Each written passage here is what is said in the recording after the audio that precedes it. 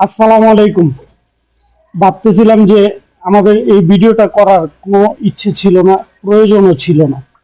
তারপরও আমরা এই ভিডিওটা করার জন্য আজকে আসছি। সেটা হচ্ছে যে এই অবৈধ সরকার প্রবাসীদের নিয়ে যে তালবাহানা করতেছে, তো সেটার বিরুদ্ধে আমরা কিছু বলার জন্য আসছি।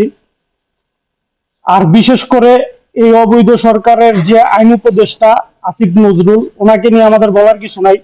ওনাকে নিয়ে বলার গাদারে নিয়ে বলা এক সমান কথা। আর ইতিমধ্যে আমরা জানি যে আমাদের বিভিন্ন দেশের প্রবাসী ভাইয়েরা শাটডাউন ঘোষণা করছে। তার সাথে আমরা সৌদি প্রবাসীরাও একমত পোষণ করছি। আমরাও শাটডাউন ঘোষণা করতেছি সৌদি আরব থেকে।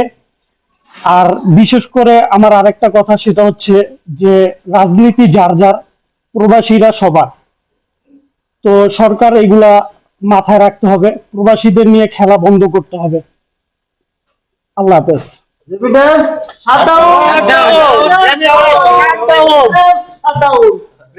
shut down.